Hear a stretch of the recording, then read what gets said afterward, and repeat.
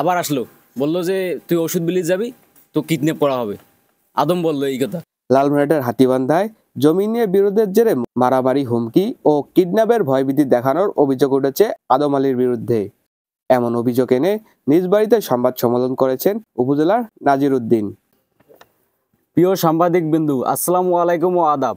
আমি আশিক হোসেন বাপ্পি, ভাতিটারি বাড়াইপাড়া 5 নং ওয়ার্ড, থানা হাতীবান্ধা, জেলা লালমনিরহাট। প্রিয় সাংবাদিক বিন্দু, আপনাদের মাধ্যমে কিছু তথ্য প্রশাসন ও হাতীবান্ধাবাসীর কাছে তুলে ধরার জন্য আপনাদের দরখাস্ত হয়েছি। আমার পরিবারের পক্ষে আমি ঘটনার তথ্যগুলো আপনাদের মাঝে উপস্থাপন করছি। আমার মামা সেলিম উদ্দিন রেজা, পিতা নাজির উদ্দিন, আমার নানার পৈতৃক সম্পত্তি ভোগ দখল করে আছে। সেখানে অবস্থান রয়েছে। উল্লেখ যে এই জমিটি আমার মামা ও তার বাবা 60 থেকে 70 বছর ভোগ দখল করে আসছে। বর্তমানে জমিতে আমরা মামার সুপারি বাগান ও আমাদের পারিবারিক কবরস্থান আছে। তবে দুঃখের সহিত জানাতে হয় যে স্বৈরাচারী সরকারের পতন পর আমার নানার ভাই নাসির উদ্দিন ও মৃত জমির উদ্দিনের ছেলে জাহাঙ্গীর আলম আদম সেই 10 শতক জমি নিজের বলে দাবি করে। যেহেতু আমার পারিবারিক সম্পর্ক এই বিষয় নিয়ে কয়েকবার স্থায়ীভাবে বসাবসি করে সমাধান করার চেষ্টা করা হয়, কিন্তু নাসির উদ্দিন নানার পরিবার তা না মেনে পরিকল্পিতভাবে গত 4 মার্চ 2025 তারিখে সকাল 8 ঘটিকায় আমার নানার পরিবারকে আক্রমণ চালায়। এতে আমার নানার পরিবারের 5 জন আহত, 2 জন গুরুতর আহত হলে রংপুর মেডিকেলে পাঠান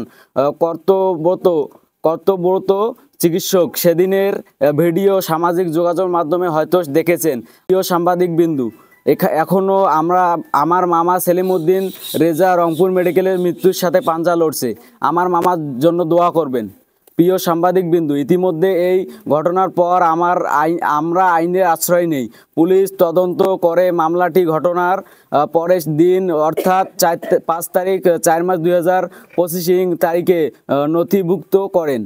কিন্তু দুঃখের সাথে বলতে হয়, এখনও যার নেতৃত্বে এই ঘটনা ঘটানো হয় সেই জাহাঙ্গীর আলম আদমকে পুলিশ গ্রেপ্তার করেনি।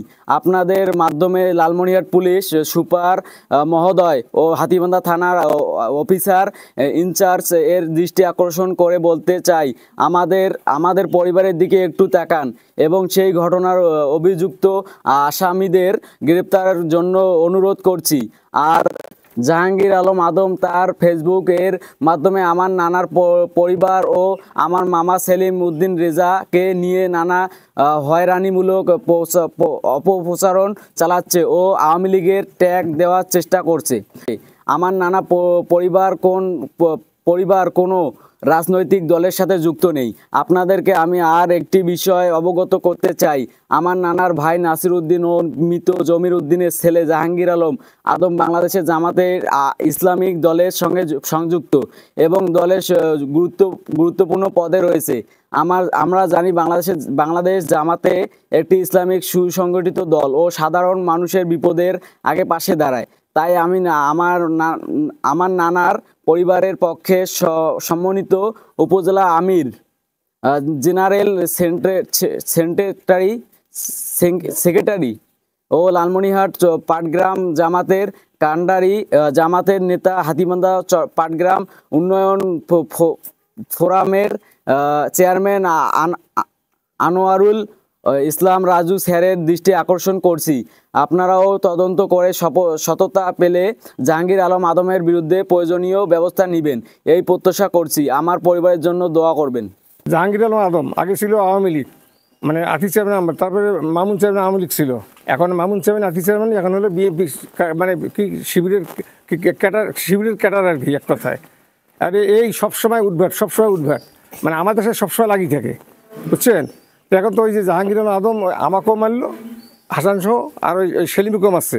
সেলিমক ফেলে দিয়ে পড়ছে, পড়িয়ে পিটি জেল মার মারছে, এগুলো সামা পড়িয়ে আছে। 3 জনের মারছে সেলিমক। আর আমার ভাসুর আর আমার ভাসুরের ছেলেকে যখন ওরা মারি ফেলে দেয়, আমি বাড়ি থেকে বাইর হওয়া মাত্র আমাকে এক ডাঙ্গে ফেলে দিছে। আমি অধি অজ্ঞান হচ্ছি, আর কিচ্ছু বলতে পারি না। আমি এর জন্য বিশেষ চাই, আমি যে পঙ্গু হয়ে পড়িয়েছি, আমাকে কে দেখবে এখন? আমি যখন রংপুরে গেলাম প্রথম দিন সন্ধ্যার সময় আমি মানে আমার আম্মুর ওষুধ বিলে একটু বাইরে গেছিলাম। এখন এই আদম গিয়েছিল, এখন আমার খালা ছিল আর আমি ছিলাম। এখন খালাকে যায় বললো যে রিপোর্টটা দেন। আমার খালা তো চেনে নাই। এখন আমি আসলাম, আসি বলতেছে রিপোর্টটা দে। আমি বললাম ভাই রিপোর্ট দেওয়া যাবে না, আমার আম্মুর মানে অবস্থা খুব খারাপ। এখন বলছে রিপোর্ট না দেবো, তুই বাইরে বেড়াস, তোর সব খবর খারাপ আছে। শান আসলো, বলতেছে কত টাকা খরচ হয়েছে, খরচের টাকা দিতেছি, আর যাওয়ার সময় যে ছাড়পত্রটা দিবে ওই ছাড়পত্রটা আমাকে দিবি।